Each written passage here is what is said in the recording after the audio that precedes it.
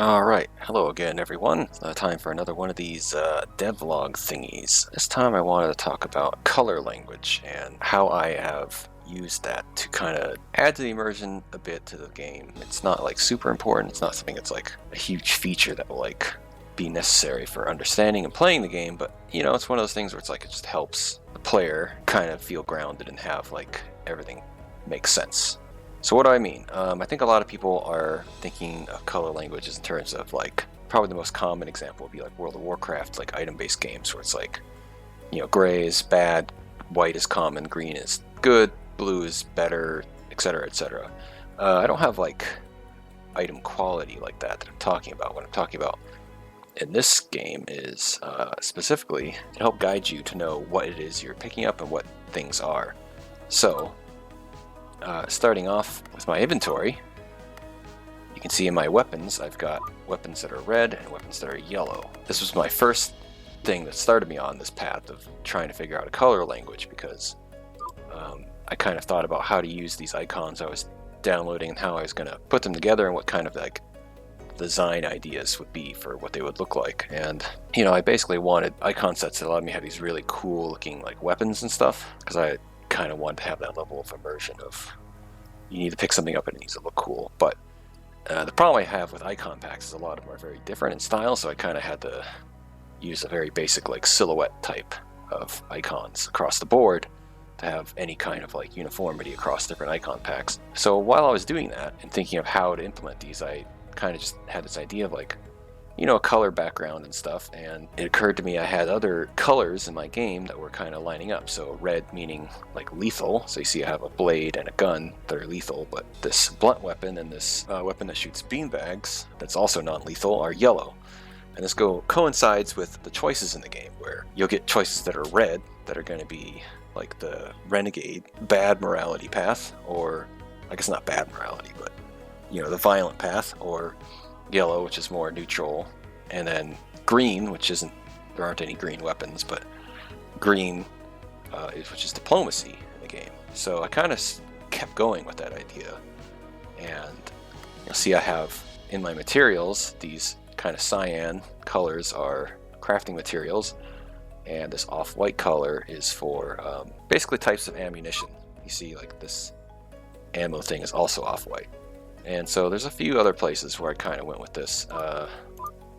So you can see my skills. These are all placeholder icons still.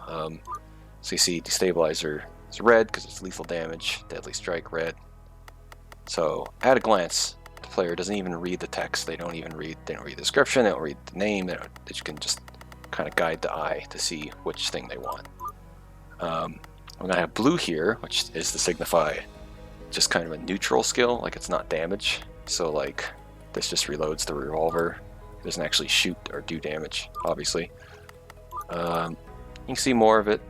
Like this pink, I've used pink for debuffs, because that's kind of a combination of, you know, red and blue, because blue being kind of a skill, but red being kind of like negative connotation, right? And then you'll see, somewhere at some point, there's a light green, like pastel green, that's the buff one.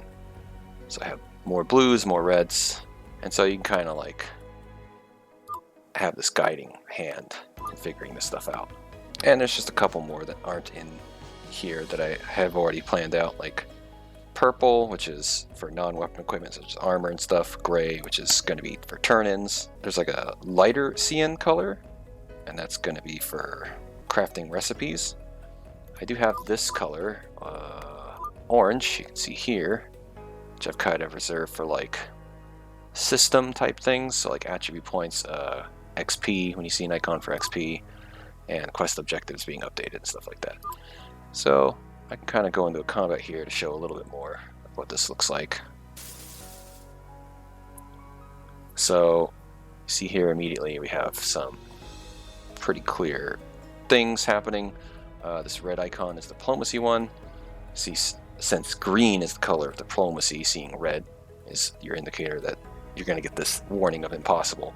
I've started using yellow for when diplomacy is possible, but there's something you have to do first before you can actually do diplomacy. And green means, green means go, so that means you can actually use diplomacy on them. However, there's still the matter of your charisma score, and I don't think I have a way for the game to recognize that. I'll have to think about that. So you see this guy has a buff, which is tough skin, which he has armor, so he takes less damage from physical attacks. I have this kind of simple icon for just crossed out because he's immune to this being scanned, as I mentioned in a previous video. So yeah, you can see everything comes together to help show everything off. See red here because it will kill him instantly if I hit this.